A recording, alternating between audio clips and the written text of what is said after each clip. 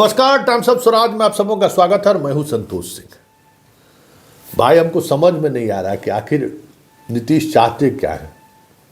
सच कहते हैं भाई, कुछ समझ में नहीं आ रहा कि उनके दिमाग में चल क्या रहा है। भाई, असली घनानंद का वंशज है भाई ये आदमी।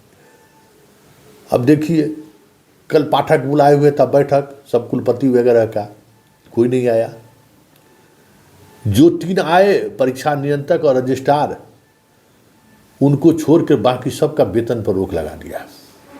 अभी अभी खबर मिली है, वेतने पर रोक नहीं लगाया है, सारे वित्तीय ट्रांजैक्शन पर ही रोक लगा दिया है। और कहा है कि क्यों नहीं आप पर FIR दर्ज कर दिया जाए।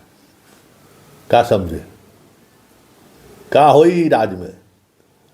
हम गवर्नर साहब को कहे थे खबरें चला के कि भाई सामने नीतीश कुमार है, समझ गए। बाकी चीज़ तो हम नहीं कह सकते, लेकिन इतना जरूर कह सकते हैं कि सार्वजनिक मंच पर जिस तरीके से राज्यपाल ने कटाक्ष किया था सीधे सीधे तौर पर नीतीश कुमार पर, जो आज तक किसी राजनेता ने दुस्साहस नहीं किया था।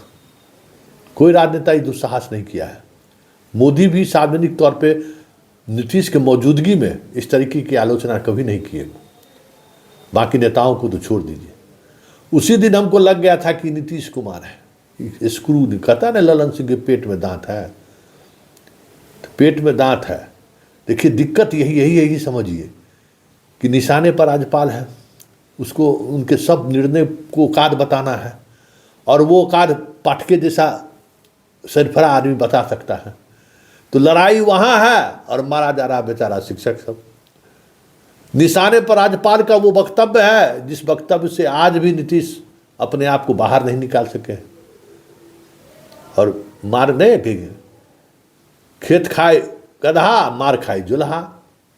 चलो, लड़ाई राज्यपाल और मुख्यमंत्री के बीच है।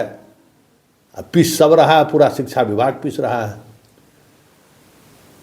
तो ये जो के पाठक का एक्शन हुआ, अब देखना होगा कि राज्यपाल महोदय क्या करते हैं, क्योंकि राज्यपाल महोदय से विश्वविद्यालय के कुलपति ने सलाह लिया था कि के पाठक ने बैठक बुलाया है राज्य की परीक्षा व्यवस्था को लेकर, सेशन को लेकर, उसमें हम लोग शामिल हो या नहीं हो। बहुत स्मार्टली मतलब सोचे थे ना कि दोनों को लड़ा के हम लोग बीच में माल कमा लेंगे। जो इन्वेस्ट किए हैं ना, वो इन्वेस्ट निकाल लेंगे। इन्वेस्टर भी यही सोचता है ना, लेकिन पड़ गए बूढ़ा फेरा सामने में। पाठक जी वेतने बंद नहीं किए, पूरा वित्तीय ट्रांजैक्शने पर रोक लगा दिए। बैंक को चिट्ठी लिख रहे हैं। अब भाई, पैसा देता है राज्य सरकार, तो बैंक राज्य सरकार का बात मानेगा कि राजभवन का बात मानेगा। राजभवन 3 में कि 13 में। और अगर बैठक बुला दिया तो इसके लिए ईगो। अरे भाई, अपने दामन में भी तो देखिए कभी। अपने दामन में तो देखना नहीं है, दूसरे को दामन को दागदार कहते रहना है, तो यही समस्या होगा। वैसे हर संवैधानिक संस्था संकट में है, और उस संकट के इस दौर में इस तरीके की चीज़ें देखने को मिलेगी ही मिलेगी। और पाठक जैसा अगर मोहरा मिल जाए तब तो बेला पारे है। तो चलिए, आगे आगे होता है क्या देखिए। लेकिन इतना तय है कि पाठक पर CM का बर्दाश्त पूरी तौर पर है। ये जो एक्शन है ना, वो एक्शन जता रहा है कि पाठक को तो भाई हम बाकी विभाग में देखे हैं ना, भाई स्वास्थ्य विभाग में देखे हैं, उत्पाद विभाग में देखे हैं, कई विभाग में देखे हैं। इतना करा हार्ट हिटेड शॉट जो है, बिना CM के सहमति का संभव नहीं है कि सीधे राजभवन को औकात बता दे। अब देखिए क्या होता है। लेकिन अब कुलपति महोदय जो चाहे थे ना कि इस दोनों को लड़वा के फायदा उठाते रहेंगे, उल्टा दाव पड़ गया कुलपति महोदय को। नीतीश कुमार तो चाहते ही हैं कि जो राज्यपाल कहे थे उनको हम हरदी चूना बादशाह बुला दे। जिस दिन राज्यपाल सिलेंडर करके अशोक चौधरी के घर पर जा गए थे ना, जिस दिन मुख्यमंत्री के आवास पर राज्यपाल पहुंच जाएंगे, कहेंगे अब बख्श दीजिए, तभी हमको लगता है कि पाठक जाएगा। क्योंकि घनानंद है, खेला तो होगा। और खेला क्या हो रहा है उसको समझिए भाई। कहाँ निशाना है नीतीश कुमार का, और उस निशाने की वजह से सब लोग मारे जा रहे हैं। लेकिन वाकई में दिलचस्प ये जो शिक्षा विभाग है ना, एकदम दिलचस्प मोड़ पर, एकदम मतलब 2020 मैच हो रहा है।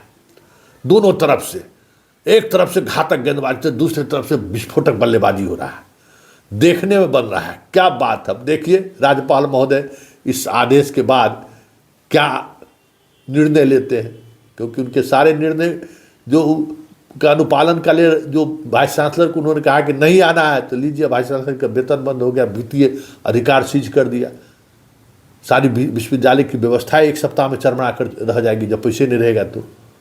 चलिए, लेकिन एक बात है कि इस क्राइसिस में जो चीज़ें दिख रही हैं कि संवैधानिक संस्थान पर बैठे हुए लोग किस तरीके से अपना इकबाल चलाने की कोशिश कर रहे हैं, ये भी समझने की जरूरत है। क्योंकि हर संस्था सिर्फ अपने राइट को समझने की बात करते हैं, मेरा ये राइट है, लेकिन ड्यूटी की कोई बात नहीं करता है। बात परीक्षा में सुधार, सेशन में सुधार, यही था ना।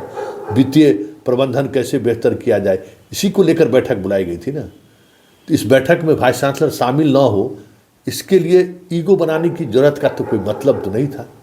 इससे राज्यपाल के अधिकार का हनन हो रहा था, ऐसा भी नहीं था। लेकिन चलिए, दोनों तरफ है, हवा देने वाला हवा दे दिया, अब पड़ गए सब कुलपति जी अब निशाने पर। लेकिन अच्छा है, आनंद लीजिए मास्टर साहब, जो आप लोग भी आनंद लीजिए और देखिए कब क्या क्या हो रहा है। लड़ने दीजिए जो लड़ रहा है। मैदान जंग में एगो पाठक है, बाकी सब लोग हैं।